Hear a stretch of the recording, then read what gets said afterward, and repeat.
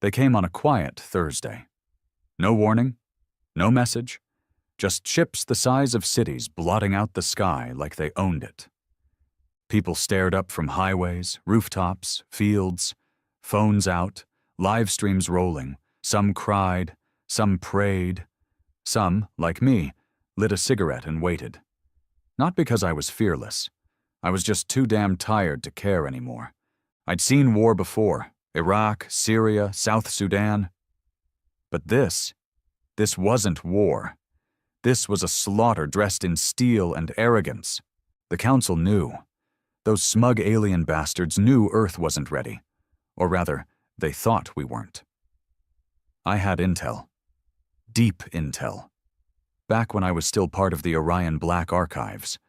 They'd flagged Earth as volatile, culturally unpredictable, too chaotic for smooth conquest. And yet, they greenlit it anyway. Why? Because they believed in numbers, in technology, in dominance. What they didn't believe in was spite, human spite. When the ships opened fire on New York, it wasn't precision strikes. They just vaporized Manhattan. Gone, in one burst of white heat. No negotiation, no mercy. My little brother was in Manhattan. I watched him vanish on my tablet. Just pixels turning white, then black. No screams, no drama, just gone. That's when I felt it. That cold, quiet thing inside me. Not rage, not grief. Something older, something primal, revenge. I drove west. No destination in mind. Just a bag, a few old contacts, and a purpose I hadn't had in years. Word spread fast. Cities were falling, governments scattering. The UN cracked like glass. NATO crumbled. China sealed itself off. America? She was bleeding. But America bleeds loud. Every diner I stopped in, every roadside town, I saw it building. Not panic, not surrender, something meaner. Men with guns setting up roadblocks.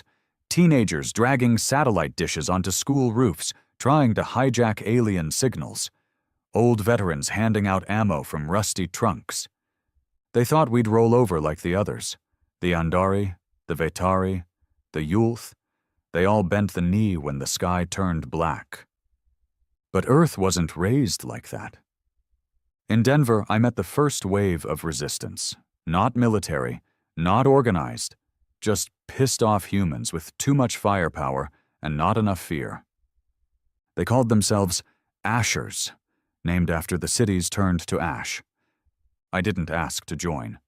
I just handed over my credentials, showed them a blueprint of the alien dropships I'd stolen from the archives, and said, I want blood. That night, we took down our first ship. Crude, homemade missiles, EMP bursts, suicide drones. And when that metal monster fell like a dying god into the Rockies, the ground shook like thunder applauding. The aliens weren't gods. They bled. They screamed. And when we dragged one out of the wreckage, he looked at me, scales peeling, eyes wide with something he never expected. Fear. He whispered something in that garbled tongue of theirs. I didn't understand it. But one of the techs translated later. It meant, they warned us about you. That was the first moment I smiled since Manhattan. Because now I knew. They knew. Even the goddamn Council knew Earth was a mistake. A planet too wild, too angry, too dirty to conquer clean. But they came anyway.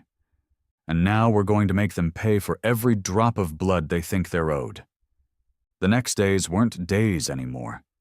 They bled into each other like dirty water. Sleep came in 30-minute scraps, and dreams were a luxury. Most of us were too wired, too bruised, too pissed to care. We weren't a real army, not yet. But we had the most dangerous thing an army can have. Purpose. And we had loss. It's funny how fast humans adapt to war when their backs are to the wall. In under a week, the Ashers transformed from a scattered group of gun nuts and ex-military into a ruthless hit-and-run unit. No uniforms, No formal ranks. Just who could shoot, who could think, and who could kill without blinking. I fell in somewhere between the second and third categories. The aliens had boots on the ground now, or whatever passed for boots. They looked like reptilian centaurs, 8 feet tall, 4-legged scaled armor that flexed with muscle beneath. They didn't speak much, didn't have to. They had plasma cannons the size of engine blocks and drones that could spot a heartbeat under 50 feet of concrete. But there was one thing they didn't understand. Humans don't fight fair.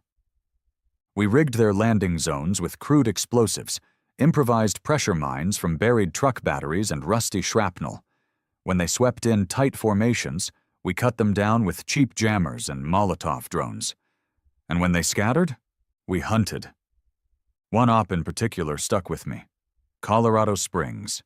One of their mobile command towers had parked near a half-destroyed Air Force base.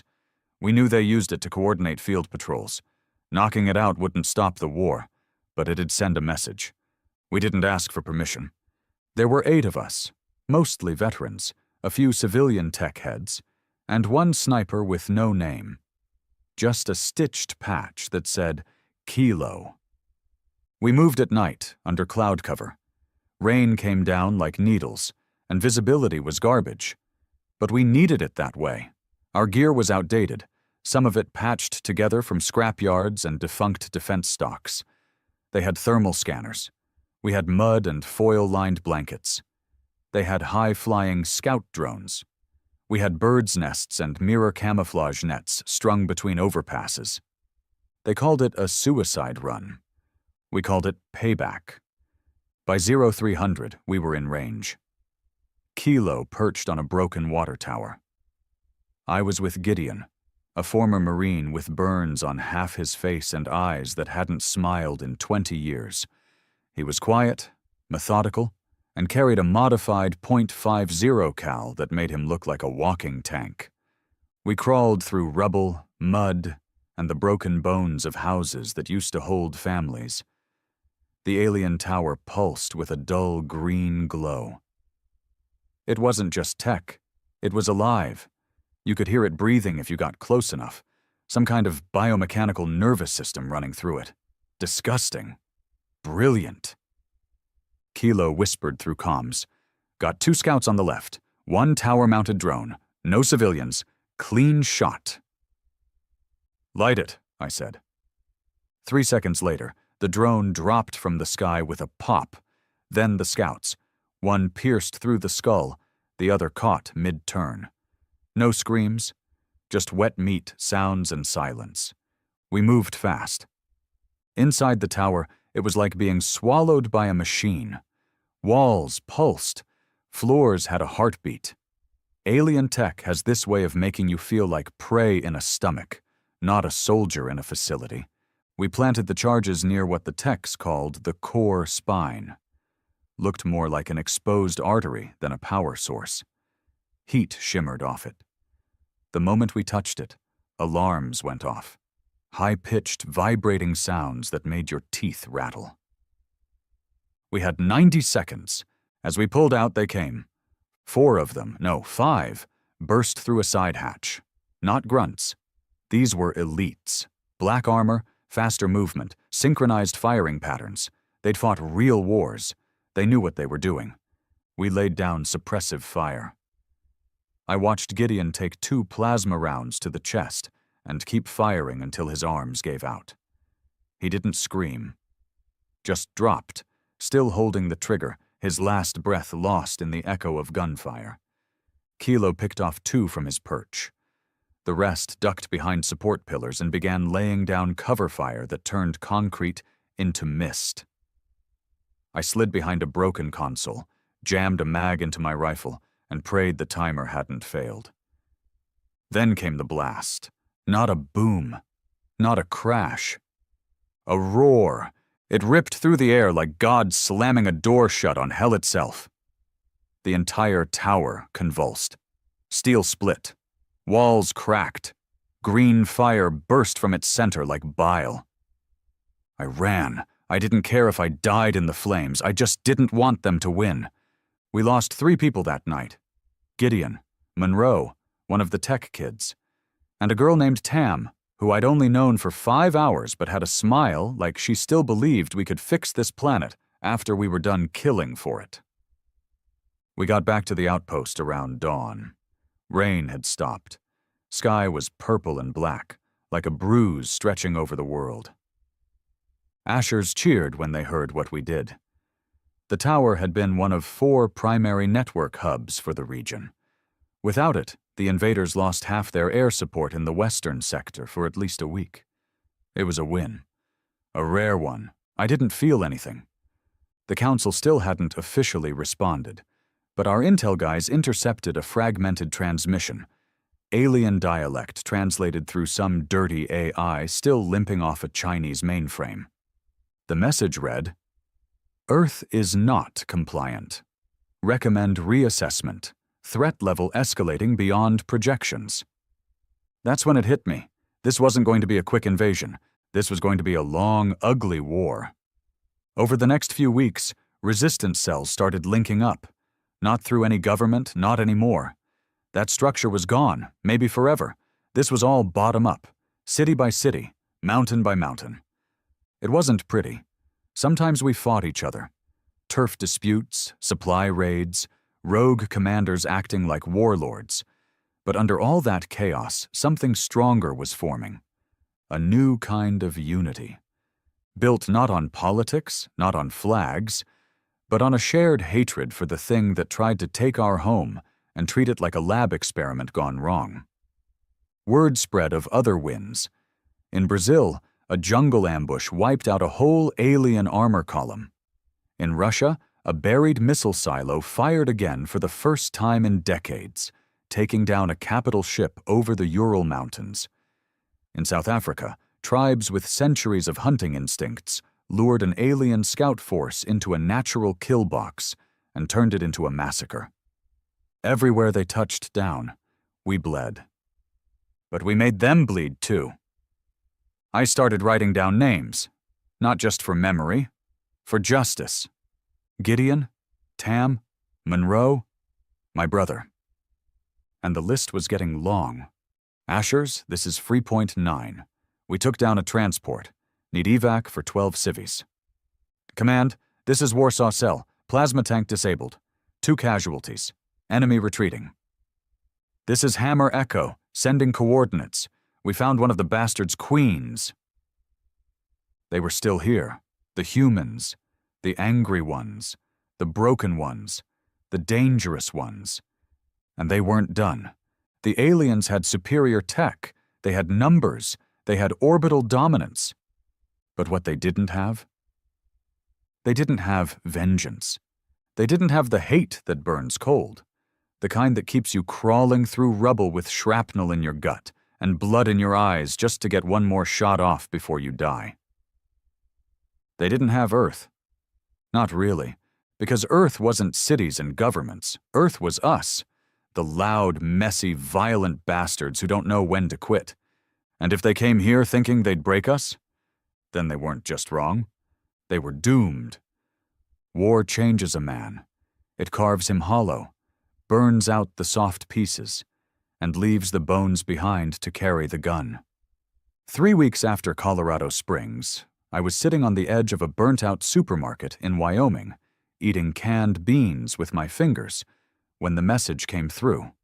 A scout team up north near the Grand Tetons had stumbled across something. Not wreckage, not enemy tech. Something buried. I didn't care much at first. Half the chatter on our comm bands came from paranoid freaks or broken men hallucinating signals in radio static. But this was different. The message came encrypted with black archive coding, something only high-tier command ever used. That meant whoever sent it had clearance or had found someone who did. Recon Unit Foxtrot 2, asset located, confirmed non-council origin, request high-priority extraction, coordinates transmitting, no air support, radio silence recommended, possible relic status. Repeat, relic status. That word hit me like a fist. Relic! Most people didn't know what that meant. I did. During my time in the Black Archives, I'd seen snippets, redacted files, old maps, rumors scratched onto crumbling reports. Relics weren't alien, they were ours, or at least Earth's. See, before the Council ever dared to set eyes on our blue marble, they watched us.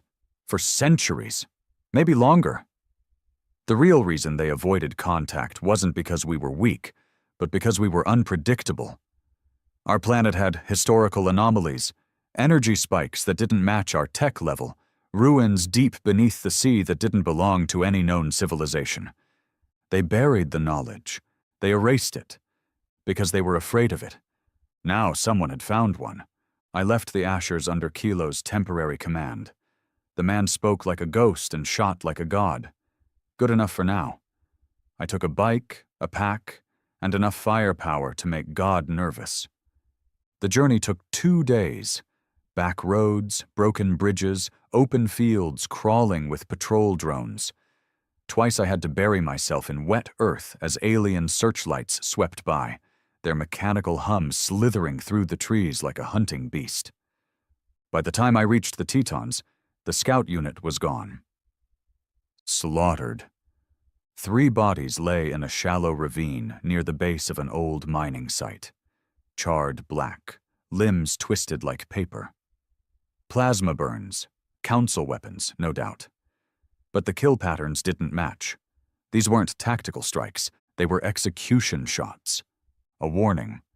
I found the entrance half covered in moss and snow, nestled behind a collapsed cliff wall. It wasn't natural.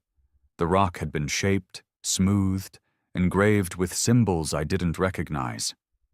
Not language, more like patterns of geometry so precise they hurt to look at.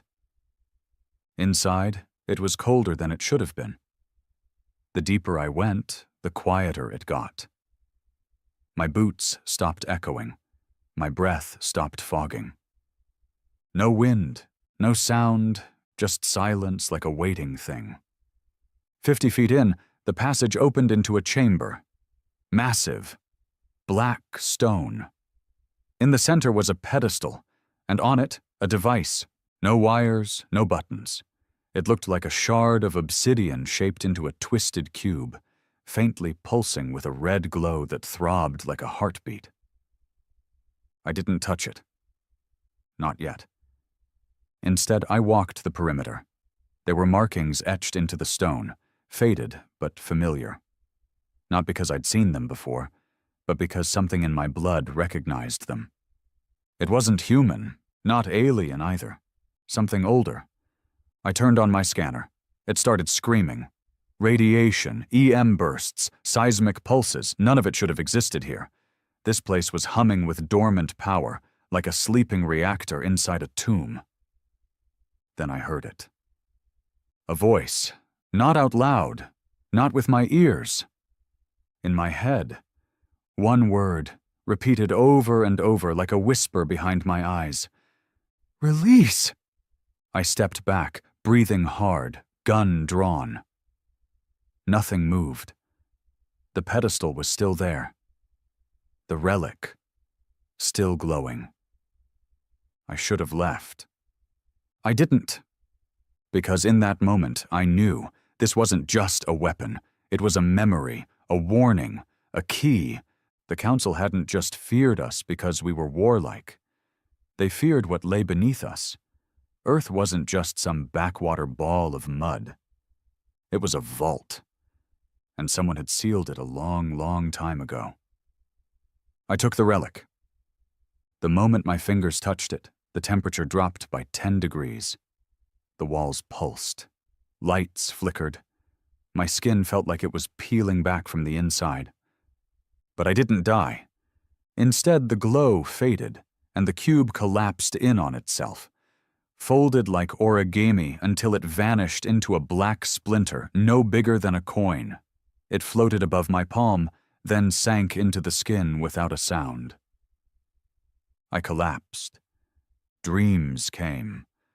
Flashes, worlds burning, council fleets screaming in retreat, a shadow spreading across stars, something crawling up from the depths of ancient planets, and always, always, Earth.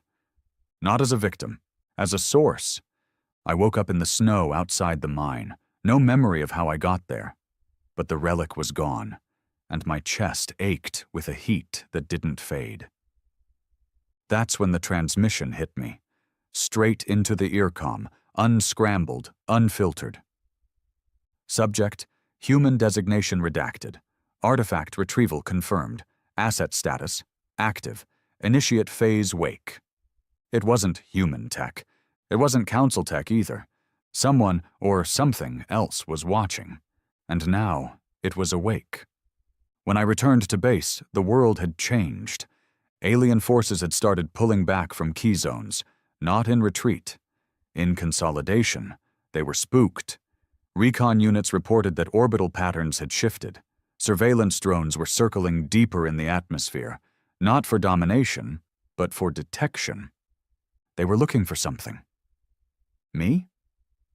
I didn't tell the Ashers the full truth, just that I'd found a dead zone they could use for supply runs. But Kilo wasn't stupid. He kept staring at me like he was watching a bomb tick.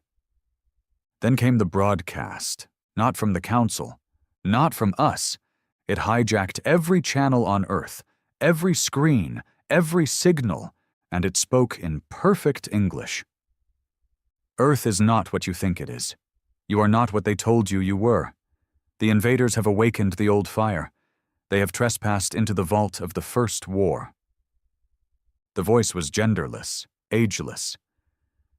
You will suffer, you will burn, but if you endure, you will remember who you were.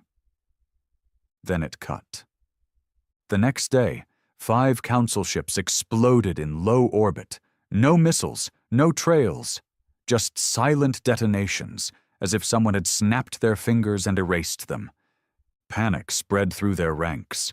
Council broadcasts scrambled, orders turned into static, troops retreated into deep lockdown zones.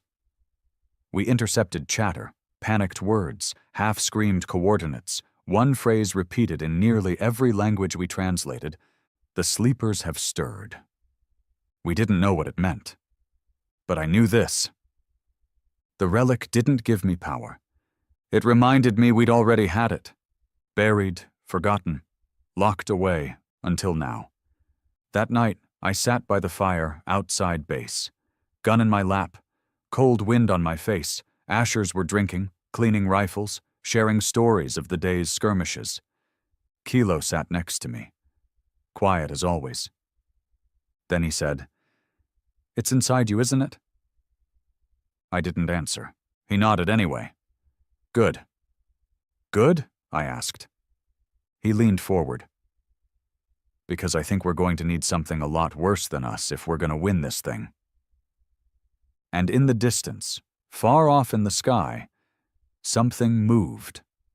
Not a ship, not a drone, a shadow, wide as a mountain, quiet as death, and somehow I knew. That wasn't alien, that was ours. They came at dawn, no warning, no subtle approach this time. They weren't probing or testing anymore. They were purging.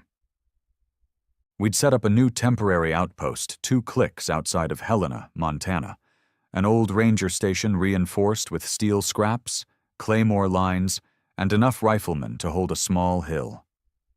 The snow had melted early that season, nothing but damp earth and cold fog stretching over the trees. The attack came like a hammer. First, the comms went dark. Static flooded every frequency, even the tight encrypted bands. Our engineers scrambled, screaming at blinking consoles. By the time they figured out it wasn't a glitch, it was a targeted jamming field, the sky lit up with fire. 10 drop pods. No ships, no hovercraft. Just burning metal coffins rocketing from orbit like meteorites, slamming into the soil with so much force the trees shook loose from their roots. The first one landed less than 100 yards from the perimeter, and then the new ones came out. Not like the standard grunts we'd been facing for weeks. These were leaner, taller, armor fused to muscle like it had grown there, blades jutting from their forearms. No visible weapons, just claws, teeth, speed. Bio-warriors, Council Blackguard. A unit so rarely deployed most in the archives thought it was a myth. Genetically engineered for one purpose: extermination. This wasn't a battle. It was a message. And the message was, we're done playing. The first wave hit the fences hard. Plasma cut through steel like butter. Our mines did nothing. The Blackguard dodged them like they knew where we buried everyone. Kilo was already on the roof, laying down suppressive fire with a custom repeater rigged to a car battery. I was in the command trailer, trying to force the comms back online when the walls shook and a scream cut through the air. High-pitched, short, final. They'd breached. I grabbed my rifle, bolted outside. Chaos. Smoke. Men screaming. Blood everywhere. One of the Blackguard had ripped through the barracks like it was paper, bodies strewn across the dirt, torn open, faces frozen in shock. One of them turned toward me. It tilted its head. I saw myself in its visor for a split second. Then it charged. I don't remember pulling the trigger. I just remember the shots ringing out, the kick of the rifle, and the thing not stopping. I emptied a full mag into its chest. It barely flinched. It leapt. I rolled, felt claws slash across my shoulder, searing hot. Pain like lightning ripped through me. I fell hard, lost the rifle, pulled a knife from my belt. It came at me again. That's when the relic kicked in. Not by choice.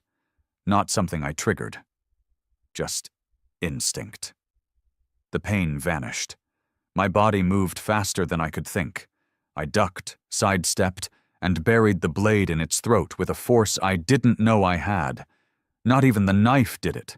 Something burned from my hand, through the blade, into the creature's flesh. It screamed, and then it melted. Black smoke poured from its eyes as it dropped, twitching, then still. I stumbled back, chest heaving. My hand glowed faint red, the skin pulsing like hot coal. But no damage, no burns, just energy. The relic was awake. And it wasn't going back to sleep. We lost 34 people that day, out of 47. It wasn't a battle. It was a slaughter, a cleansing. They came for me, no question. Those Blackguard units weren't hunting for resistance. They were hunting the relic. We buried the dead behind the outpost. No time for markers. Just names scratched into helmets or dog tags hanging on trees. Kilo sat against a half-burnt truck, his left leg gone below the knee, wrapped in pressure bandages. "You shouldn't have come back," he muttered.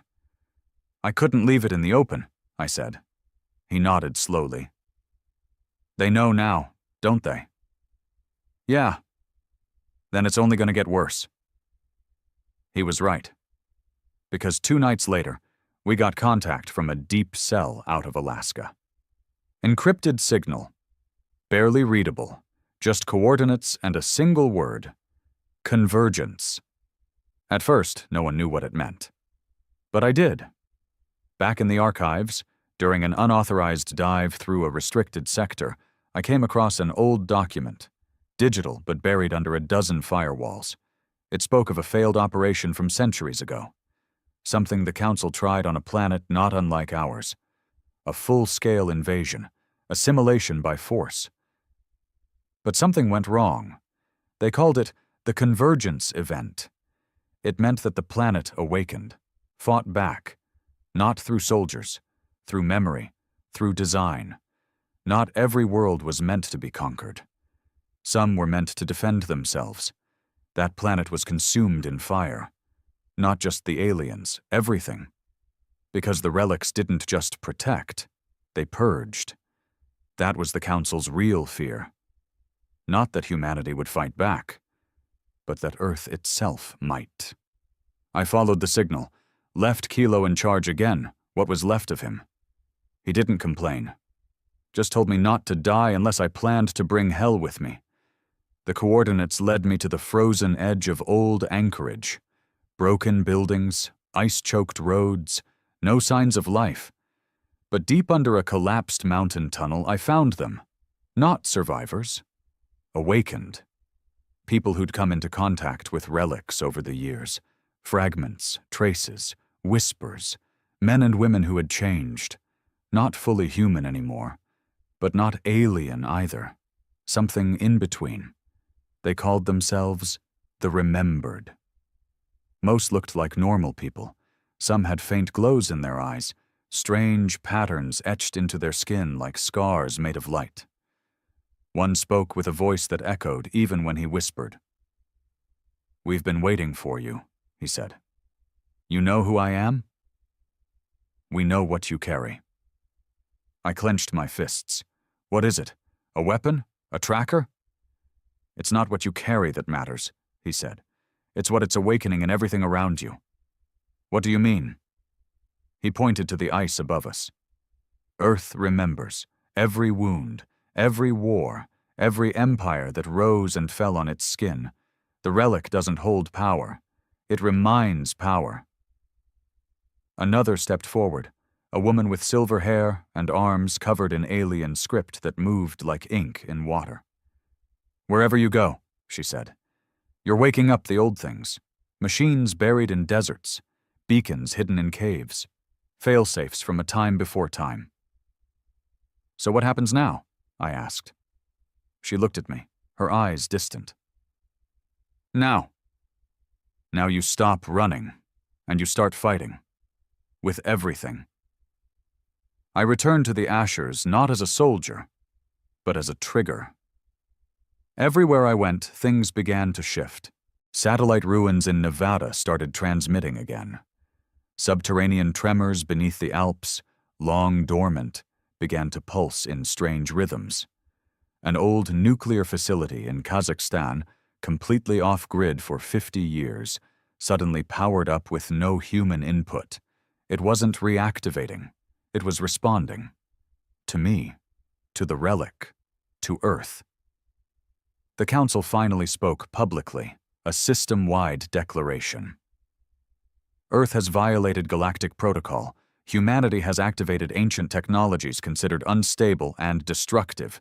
We issue a final decree, submission or total erasure."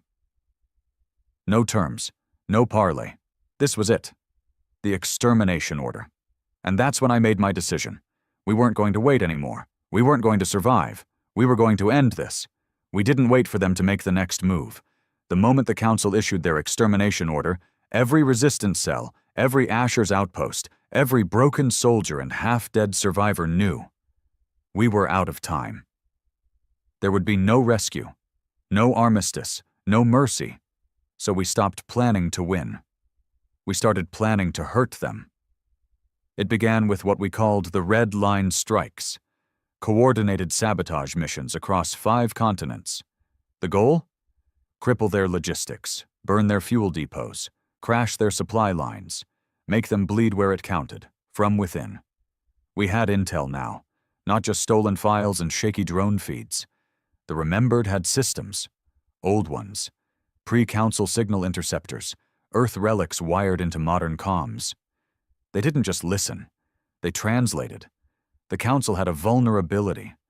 Their communications network, the pylons, used quantum resonance synced across their fleet. Efficient, fast, unbreakable by standard means. But the relics? They jammed them, not by flooding with signal, by sending silence. Absolute zero-frequency pulses that made the alien tech forget how to listen. We weaponized silence. In Eastern Europe, a rogue cell drove a semi-truck rigged with a relic shard into a pylon hub outside Prague. The result? Every Council War drone in a 500-mile radius collapsed mid-air like puppets with strings cut. In California, Ashers dragged an old satellite dish from a scrapyard, plugged it into a nuclear battery, and broadcasted a relic tone straight into the stratosphere. A Council cruiser tried to land near Fresno. It exploded in the sky. No missile, no contact, just silence. I led the Northern Front, Montana into Canada, frozen forests, jagged mountain trails, and skies that always looked like they were bleeding from orbit. We had 50 men, 42 rifles. 3 vehicles that worked half the time. And the relic. By now it had changed me. I didn't bleed the same. My cuts healed faster. My vision sharpened at night. But it wasn't just physical. I felt the council before they arrived, like a drop in pressure or a static charge just behind the teeth. And I felt Earth. I know that sounds insane, but I did. I'd stand on a ridgeline and feel the vibrations in the rocks, hear whispers in the wind, not voices, but intent.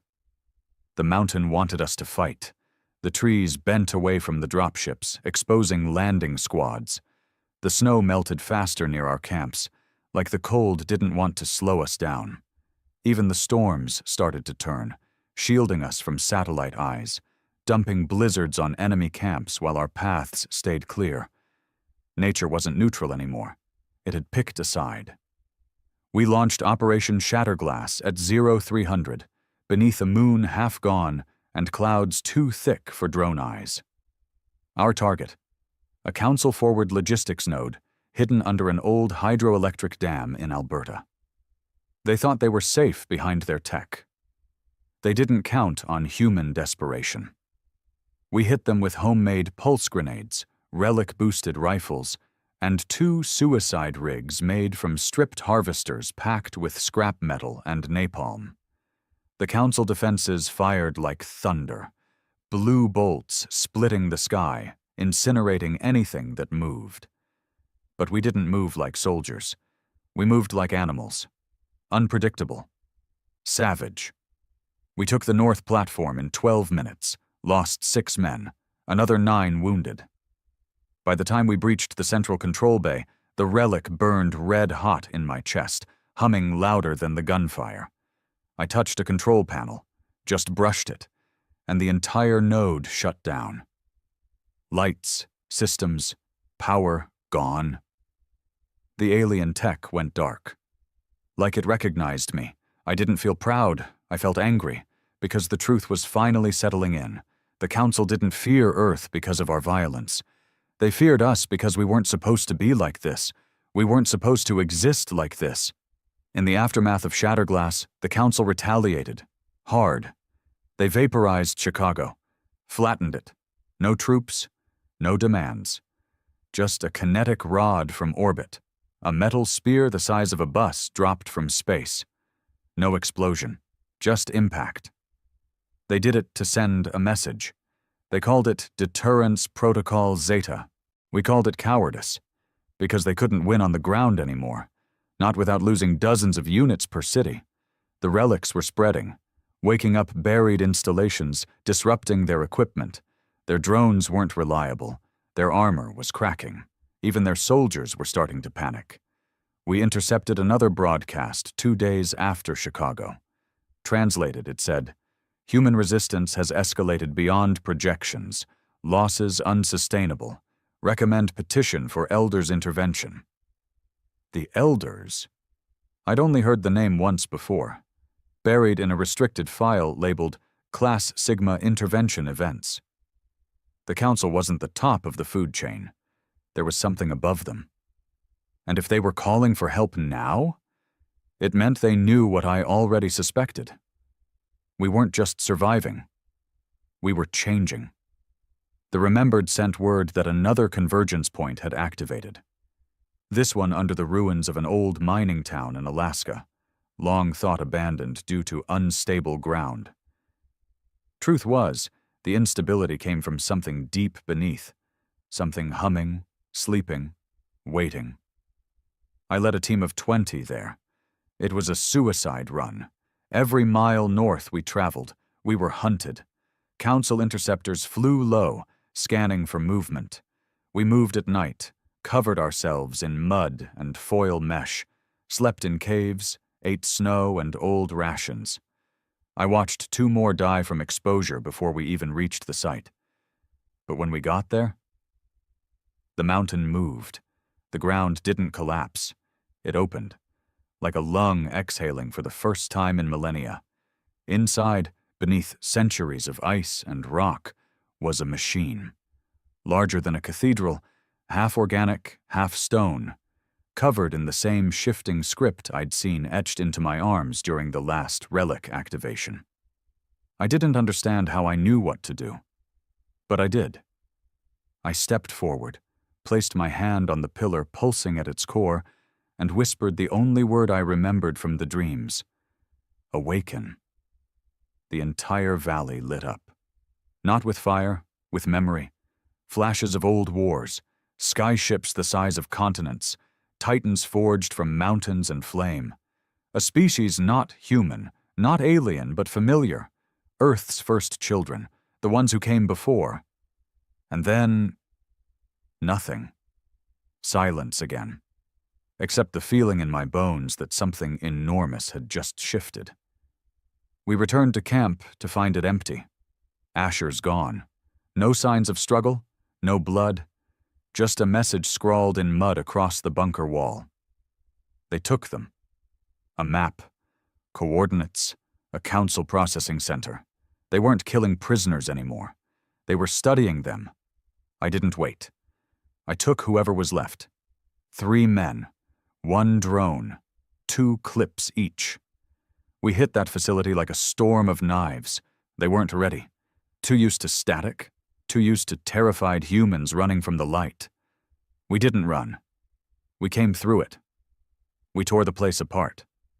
Brick by brick. Steel by steel. We found the Ashers in cages. Starved, drugged, wired into machines. One of them, Gantz, big guy with the wolf tattoo, he didn't even recognize me at first. Just kept muttering something in a language no one understood. When we got him out, he looked up at me and whispered, "It's inside them now, too." What is? The fire. We didn't know it at the time, but the relics weren't just waking old weapons. They were waking us, changing us, rewriting us, making us what we were always meant to become. And that scared the Council more than any gun or bomb ever could. Because we weren't just rebels. We weren't just angry. We were evolving. The stars changed color. That's how we knew they'd arrived. They didn't come in ships. No atmosphere burn. No sonic boom. Just one moment, Orion's belt looked like it always had. And the next. One star had gone dark. Another pulsed green. The third? A slow red throb, like a warning heartbeat. Kilo, leaning on his crutch, stared at the night sky that evening and said, "They're here." No one asked who they were. We all felt it. The air felt heavier. The wind didn't blow right. Static buzzed under our skin like we were all standing too close to something ancient and angry. The elders had arrived, and the Council stopped pretending they were in control. It didn't take long to see the signs. The Council troops that remained on Earth were pulled back fast, scrambling for orbit, evacuating command posts we'd spent months trying to crack. Their comms went dark. Their orbital surveillance shut down. It was like they didn't want to be seen. Like they knew something worse was about to walk through their front door. And it had our address. We intercepted one last broadcast, unencrypted this time. No translation needed. Initiating protocol Celestial Judgment. Prepare all assets for purge sequence. Do not engage, observe, survive. They weren't fighting anymore. They were watching. The cowards didn't even say goodbye. I felt the first tremor in my chest before I heard it in the ground. A deep, slow rumble, like the earth exhaling through gritted teeth. Some of the remembered said it was the core realigning. Others said the relics had connected, formed a web under the crust, waking something buried in the deepest parts of the world. It didn't matter what caused it. It mattered what came next. The sky tore open, not from above, but around us. The auroras twisted into spirals, storms without clouds, lightning without sound. Animals fled forests in packs. Rivers surged and receded in seconds. Static crawled over everything metallic. And then, they stepped through. The elders didn't look like gods. They didn't look like anything. They were tall, thin, skin the color of exposed bone soaked in oil, 6 eyes each, 3 closed, 3 glowing. They floated instead of walked. Cloaks like smoke wrapped around them, flickering with images. Stars, planets, death. They didn't speak. Their presence spoke for them. One of them appeared in Berlin, right in the crater where a council mothership had gone down weeks ago. Another walked through a refugee camp in the Andes. One simply hovered over the Pacific, unmoving, for 3 days straight. They weren't here to fight. They were here to judge. And they were staring straight at me. We tried to move underground, change locations, go dark. Didn't matter. Wherever I went, they followed. Not physically, through the relic. Every time I closed my eyes, I saw them, watching, waiting. Not angry, not impressed, just observing, like scientists studying a failed experiment, and I started to remember things that weren't mine.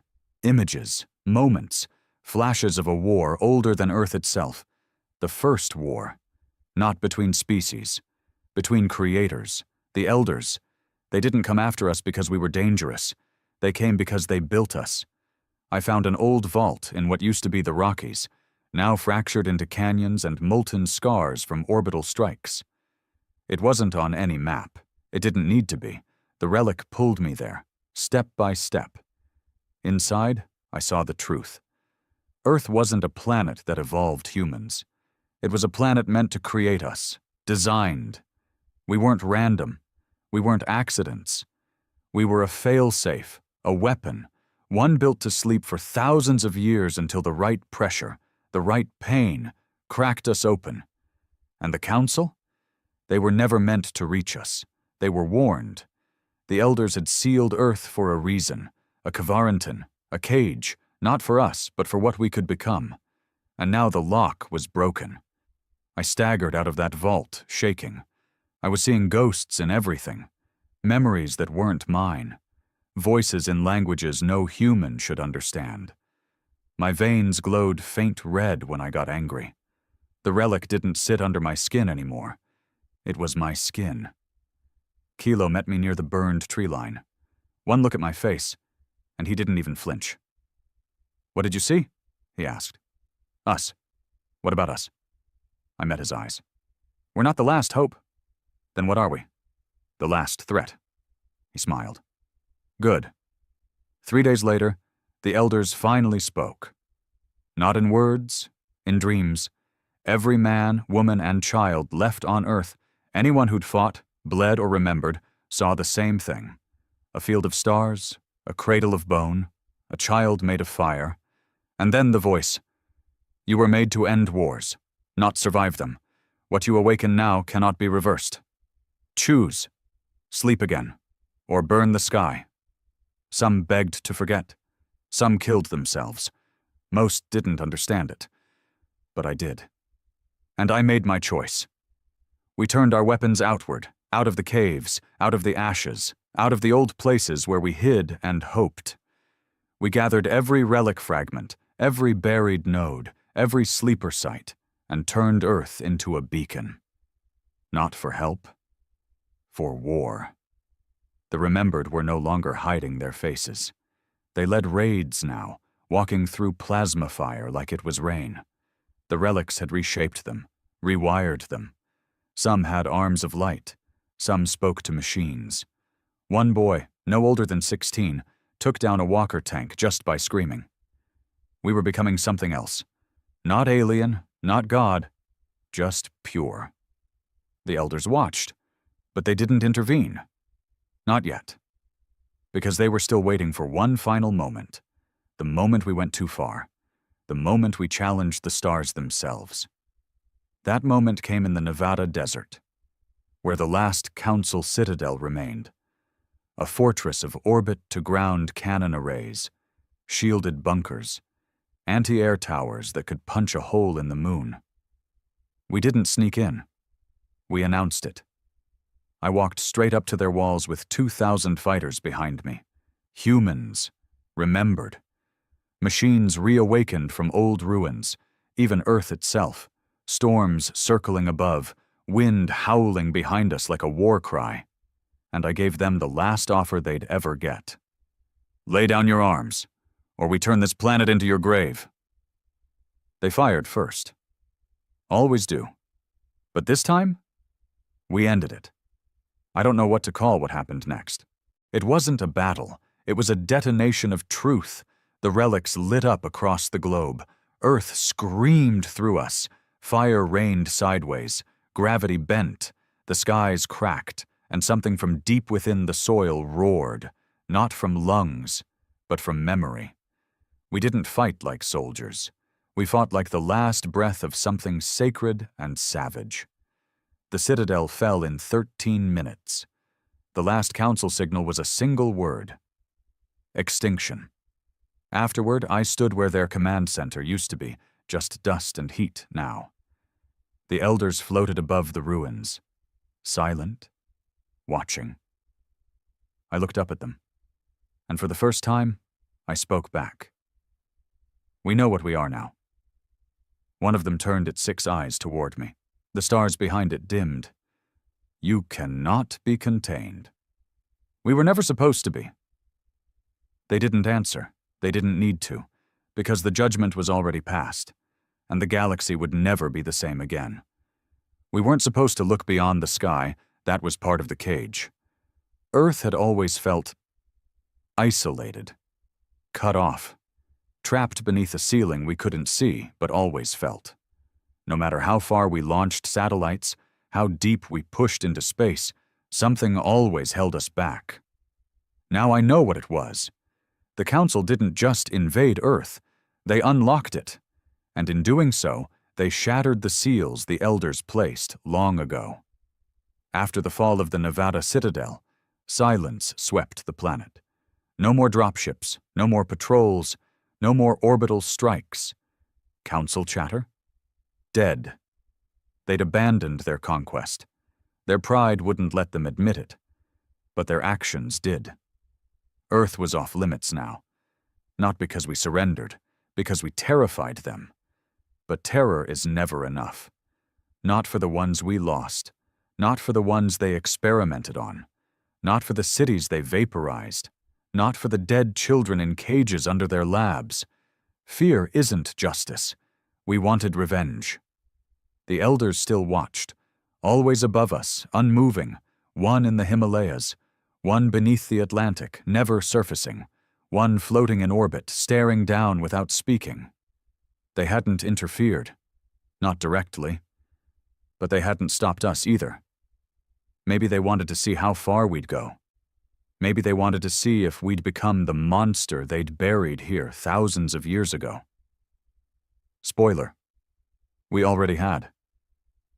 Our best tech minds, those still breathing anyway, started decoding the deeper functions of the relics. Turns out they weren't just ancient tools. They were keys, genetic, temporal, dimensional.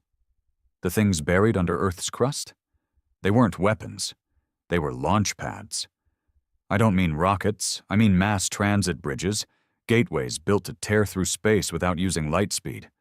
They'd been dormant since the fall of the first civilization. Probably longer. The Council knew about them. That's why they never terraformed Earth, never cracked the core. They were scared of waking the doors. Too bad. We kicked one open. In the salt flats of Utah, the largest relic complex on the planet came alive. It wasn't just a site, it was a machine.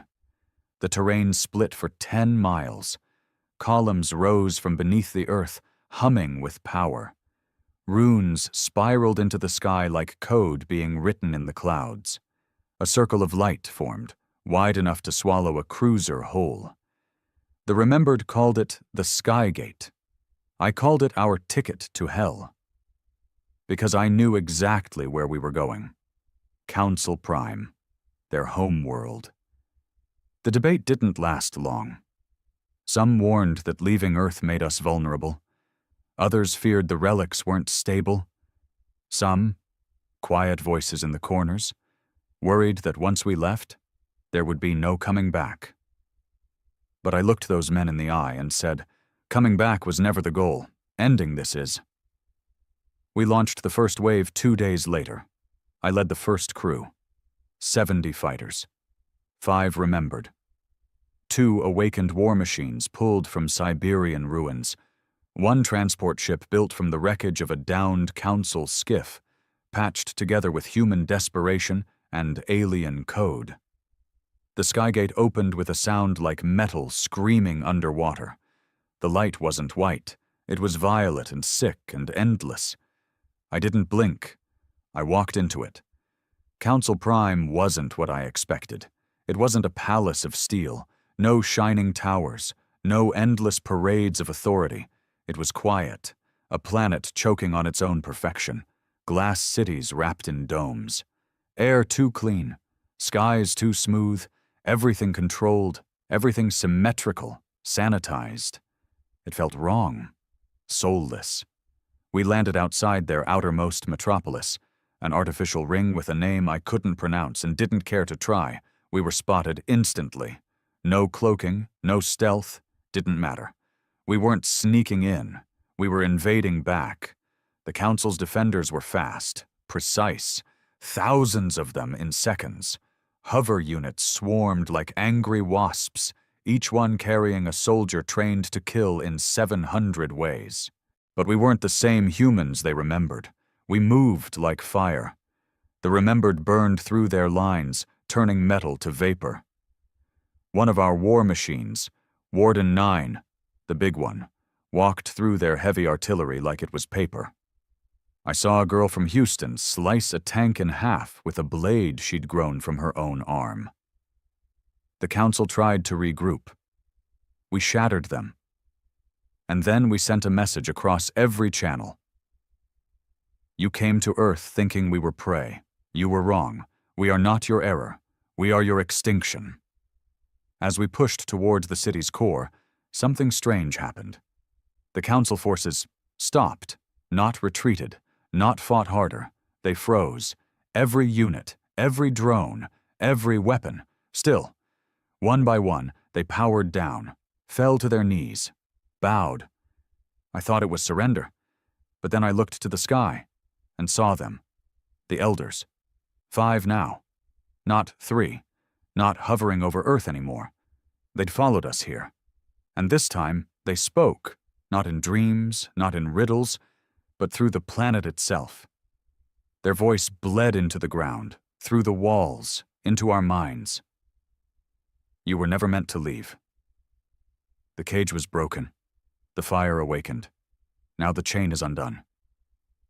I felt it in my chest, the relic burning, but not like before.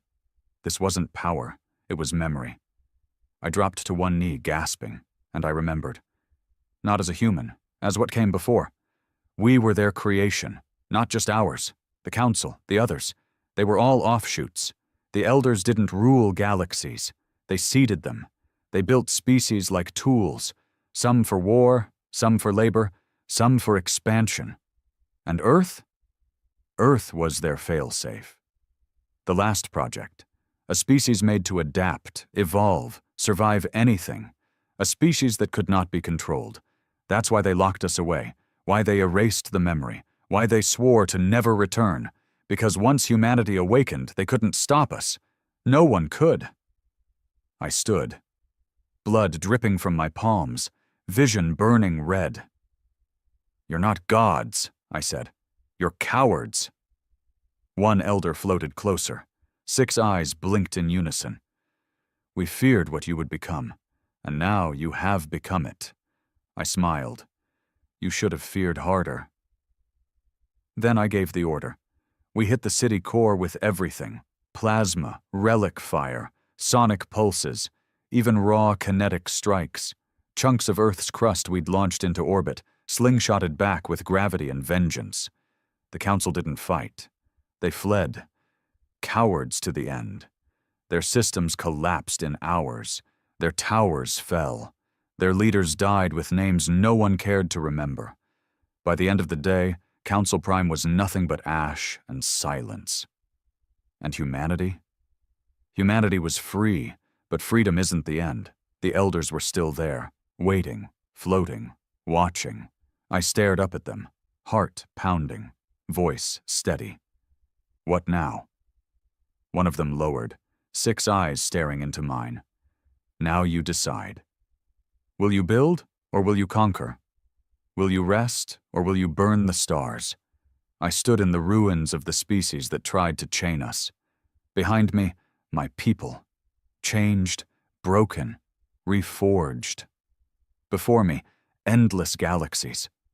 I thought of my brother, erased in the first strike on Manhattan, of Gideon and Tam, of the girl from New Orleans who screamed her name into the face of a dying alien so loud it cracked his armor, of every human who didn't just survive, but refused to kneel. I looked up one last time, and I said, "Let the stars decide." The stars were quiet now. No council broadcasts, no enemy fleets, no threats crackling across stolen frequencies, just silence. But it wasn't peace, not yet, because peace means healing, and no one left in this galaxy had the luxury of healing. Not after what we'd done, not after what we'd become. Earth wasn't a backwater anymore. We were a myth now, a warning, a weapon that had gone off and kept burning. Council Prime was gone. Not a single tower left standing. Their archives were wiped, cities crumbled to dust, and their people scattered like insects in sunlight. We didn't pursue them, didn't need to. The message was already burned across their skies in smoke and bone. Don't ever come back. But in the aftermath of that fury, something hollow echoed in me. We won. But I didn't feel like a victor. I stood atop the ruins of their central command spire, breathing in air that wasn't mine, watching the last flames fade into embers. The relic in my chest, the thing that had led me through fire and blood and death, now pulsed softer, slower, like a heart that had finally finished its sprint. For the first time since the invasion began, I didn't hear whispers in my mind. Just one word, faint as ash. Now what? The others began returning through the skygates, cells from Russia, from the jungles of Brazil, from the shattered ruins of Tokyo and the buried labs in the Congo. They came carrying wounded and relics, data cores and council tech, memories and scars. Some of them couldn't speak anymore, not because they lost the ability, because the things they'd seen on the other side of the gates were beyond language, worlds the council had built and broken, places worse than Earth, filled with harvested species, dead civilizations, whole planets stripped of culture, turned into factories and prisons. We'd thought we were the only ones who suffered. We weren't. And we wouldn't be the last. Unless we made damn sure of it. The elders didn't leave. They hovered above the world like shadows made of starlight and bone, always just outside the clouds, always watching. Their silence was louder than thunder. Not oppressive, just expectant, waiting to see what we'd do now that the leash was off. They had seen what we were capable of. The fury, the fire, the way we tore through the council like a plague made of memory and pain. They hadn't intervened because they wanted to know the answer to one question. Would we become the new tyrants? Or would we do what they never could? We rebuilt nothing. Not at first. We buried our dead. We stood on empty streets and remembered who we used to be, and we debated. God, did we debate. Some wanted to burn the council remnants from orbit, hunt them down, erase every trace of their legacy across the stars. Some wanted to retreat, seal Earth again, let the relics sleep and pretend we were just humans, not the forgotten weapon of a cosmic Cold War. But most were like me, tired, scarred, still burning inside, but aware now, deeply aware and of the truth. We were no longer just a species. We were a force, and forces have direction, or they destroy everything. The remembered began organizing the new network. No flags, no borders, no governments, just nodes. Some stayed on Earth, guarding the relic sites and repairing the damage we could. Others left through the sky gates, establishing contact with other species, the ones enslaved, discarded, or broken under council rule. We gave them a choice: rebuild with us, or keep hiding. Some joined, some fled, some tried to fight. They didn't last long. I stopped wearing armor. The relic had etched itself into my body so deep there was no point. It glowed through my skin now, faint but constant, like a heartbeat I couldn't silence. I no longer felt pain the same way. Hunger, sleep, even time didn't press on me like they used to. Kilo used to joke I wasn't human anymore. But he stopped laughing the day I stood in fire and didn't burn. One night, I climbed the ruins of what used to be the old NORAD site, a place that once monitored skies for threats from other nations. The irony wasn't lost on me. There, in the dark, the air shifted. And I wasn't alone. The Elder, the first one, the one who always hovered just beyond my dreams, descended in silence. It didn't speak aloud, but I heard its voice as clear as the wind through ash. You broke the cycle. You awakened what was buried. But you are still incomplete. I stepped forward. Then what's left? Its 6 eyes shifted in unison. Memory. Choice. And something you've never been given before. Legacy. That word hit me harder than any blast. We were always surviving, always running, fighting, killing. But legacy? That was for the ones who built, who stayed, who grew roots, not just scars. I wasn't sure we could do it, but I knew we had to try. The Council's core species had fled into the void, fragmented, leaderless. They would return, one day. Maybe under new banners, new names, but they would come. The galaxy is never still. So we didn't pretend we'd won forever. We just prepared. For every planet they'd poisoned, we sent aid. For every slave species they bred in labs, we opened the sky gates. And for every voice silenced by their empire, we told them this: Earth burned once. It will never burn alone again. The first child born after the war came into the world in a bunker beneath Iceland. Her mother still bandaged, her father half cybernetic. They named her Ashra, not after Ash, after Ashers, the resistance, the broken ones who stood up in the dirt and said no. I never returned to Manhattan. There's nothing left of it anyway. But sometimes when I sleep beneath the ruins of the old world, I still see my brother. Not the way he died, but the way he looked before all this. Laughing, alive, free. We didn't get our world back. We made a new one, brick by brick, bone by bone, with scars that glowed red and stories no history book would ever dare print. And if the stars come calling again, they'll find us waiting. Not as victims, not as prey, but as the weapon they buried and forgot. Because this is what they didn't understand. You can invade a planet, you can burn a city, you can silence a scream, but you can't kill a species that remembers.